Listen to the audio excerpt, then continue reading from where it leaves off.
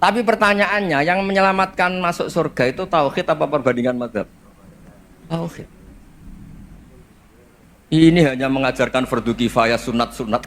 Ini Anda mengajarkan fardu ain. Surganya dulu kamu. Oh terus senangnya jadi kayak gitu. Karena yang diajarkan apa? Tauhid. Sementara kita yang gaya-gaya ini ajarkan perbandingan apa?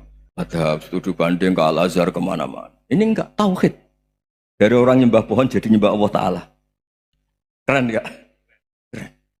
Jadi terus kiai itu sama saya senangnya bukan karena tak bela. Tapi ada yang agak kurang ajar tanya saya. Kalau itu hebat kenapa Gus gak mau jadi kiai itu? Waduh. Wah ya repot kalau pertanyaan. Terus tak jawab, kalau saya jadi kiai desa, kamu ngangsu ilmu dari mana coba? Ya dari jenengan, ya kalau sama gobloknya ada bisa. Ya sudah, Gus aja yang jadi kiai besar.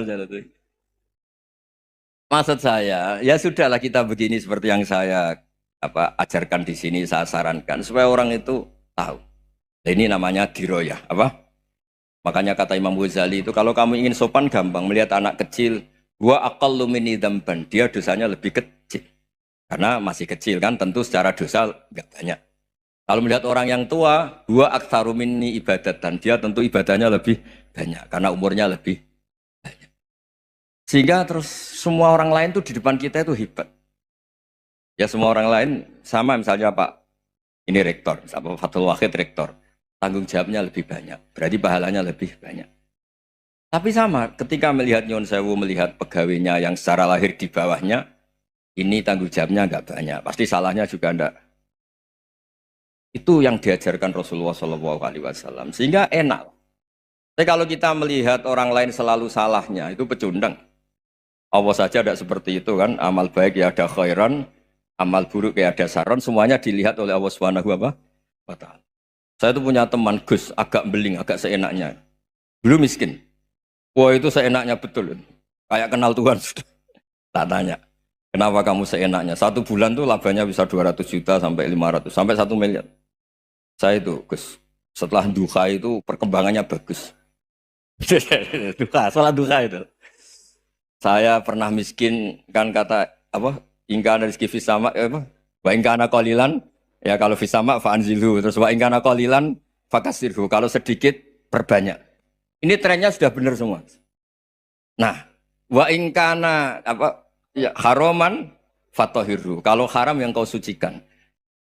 Makanya saya seenaknya kalau qalilan sudah fakasiru, paling trennya yang enggak benar juga fatohiru kata Mas. Dia yakin kalau yang enggak benar-benar sudah disucikan Allah, karena yang lain-lain sudah. Dari miskin sudah kaya, qalilan sudah fakasiru, paling yang haroman juga sudah fatohiru gitu. Tak tanya, lah kamu kok tahu? Polanya sudah ada Gus, karena sang kamu sembrono sama Tuhan kok begitu kan? Tapi apapun itu seneng saya. Seneng saya sering salah teh, makanya saya mohon yang sekarang miskin, sedang miskin itu ya ndak usah nyesal banget-banget. Kalau ingin kaya monggo lah, namanya orang juga ingin. Tapi Anda harus bangga. Sosial antar kalian adalah urusan nyawa dan itu pahalanya luar biasa. Supaya kita, nah yang kaya-kaya juga boleh GR lah karena pembayar pajak. Dan itu bisa menyelamatkan apa? Indonesia Raya. Begitu seterusnya. Itu yang diajarkan Nabi, antawadhu hatta la yabghiya ahadun ala ahadin. Kamu semua harus tawadhu sehingga antar kalian tidak saling tidak sopan, tidak saling liar, tidak saling mendolimi.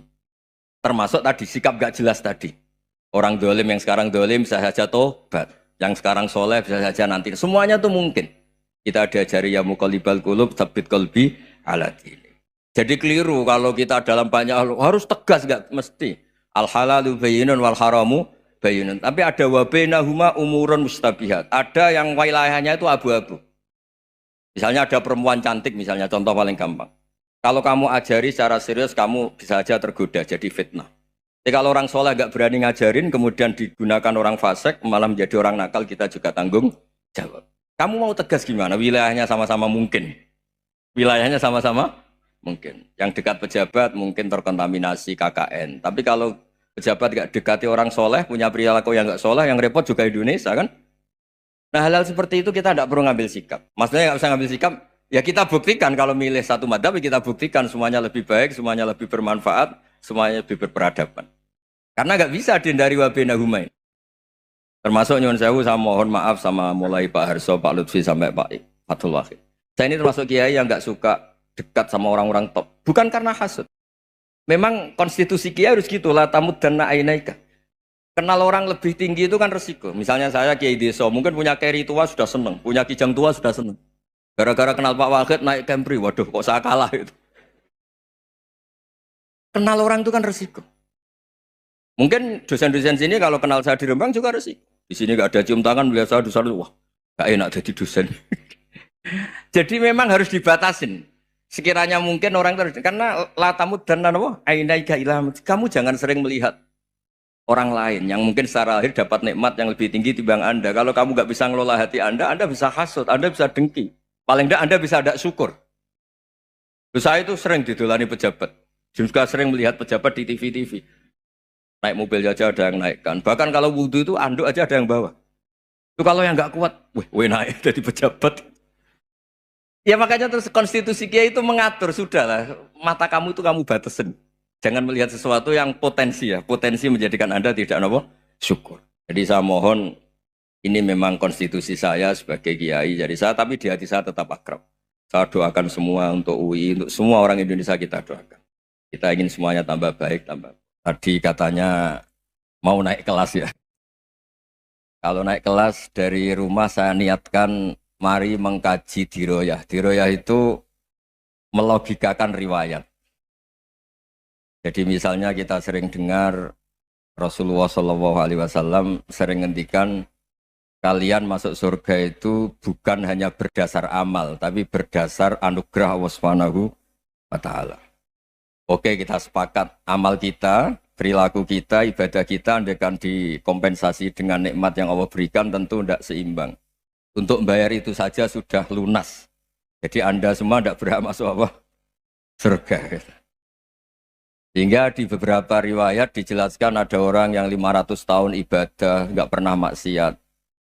Ditanya sama Allah, kamu masuk surga karena apa? Karena ibadah saya ya Allah.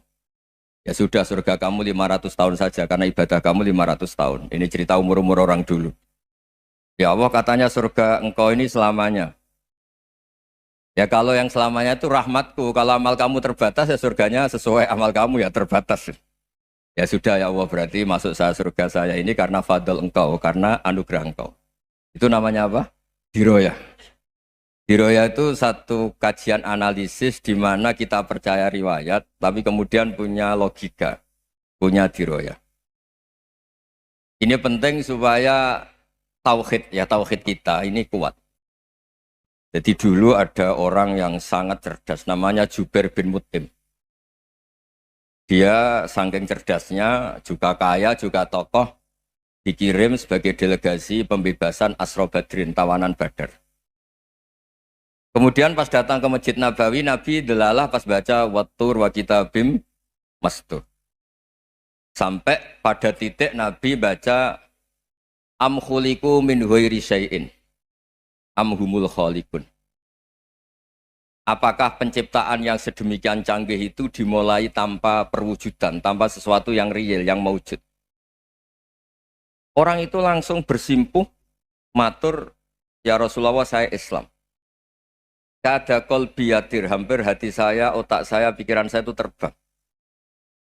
Karena logika yang dibangun ateisme misalnya, kalau alam raya ini dimulai dari nihilisme, berarti logikanya apa? Al-adamu yakhluqu maujudan. Alam raya ini kan maujud, maujud itu ada. Kalau yang lebih dulu itu ketiadaan, berarti ketiadaan menjadi sebab kewujudan. Kalau dalam bahasa Arab itu al-adamu yakhluqu maujudan, sesuatu yang harusnya nggak jadi faktor karena ketiadaan menjadi faktor sesuatu yang nyata. Itu kan nggak masuk akal. Ya kalau alam raya ini ada al-adam sing yasbiku maujudan, berarti alam raya ini al-adamu yakhluqu maujudan, sesuatu yang tidak ada menciptakan yang ada. Dengan logika itu terus kita ngaji. Diajari sama guru-guru kita, sifat dasar Allah itu maujud. Wallahu maujudun qadimun. Terus masuk. Yang harus distatuskan pertama dari Allah itu apa? Maujud, wujud. Karena dengan wujud ini layak menjadi penyebab adanya alam raya ini. Sehingga ketika kita menolak faham nihilisme atau ateisme, faham tanpa Tuhan, tanpa pencipta awal, kita punya diroyah bahwa tidak mungkin ketiadaan ini menjadi sebab perwujudan alam raya. Yaitu amkhuliku min ghairi syai'in. Masa alam raya ini diciptakan tanpa sebab yang nyata, yaitu wajibil wujud. Siapa itu? Allah Subhanahu wa ta'ala. Begitu juga menyangkut sholawat. Orang boleh beda pendapat tentang redaksi sholawat. Ada yang sholli ala Muhammad, ala Sayyidina Muhammad, Nabi Muhammad. Monggo lah masalah redaksi saja. Tapi setelah dianalisis, Nabi itu Pak Rektor jadi Nabi setelah Nabi Isa saking dihormatinya sampai dituhankan. Juga jadi Nabi yang ada cerita masih hangat, orang Yahudi itu bunuh Nabi. Jadi yang satu mendudukkan Nabi sedemikian tinggi sampai kayak Tuhan, yang satu menjatuhkan Nabi sedemikian rendah sampai dibunuh. Kayak apa susahnya jadi Nabi Muhammad SAW. Kemudian dengan gampang Hadaddin agama ini bikin syariat yang bernama sholawat. Redaksinya monggo lah sesuai tradisi masing-masing. Allahumma sholli ala Muhammad, Allahumma sholli ala Sayyidina Muhammad, ala Nabiyina Muhammad, monggo lah. Tapi yang jelas redaksi ini kalau didiroyah dikaji, Allahumma itu Tuhan, Tuhan itu pemberi. Wa Muhammadun wa in jalla qadruh abdun min ibadi. Muhammad apapun tinggi derajatnya tetap berstatus hamba. Sehingga agama ini terjaga oleh syihotus sholawat. Agama ini terjaga oleh redaksi sholawat. Yaitu Allah tetap pemberi sebagai Tuhan yang enggak tersaingi, la syarikalah. Rasulullah Muhammad wa in jalla qadruh. Apapun prestasinya bisa mi'raj, bisa apa saja, tetap seorang hamba yang butuh muhtajun ila rahmatih.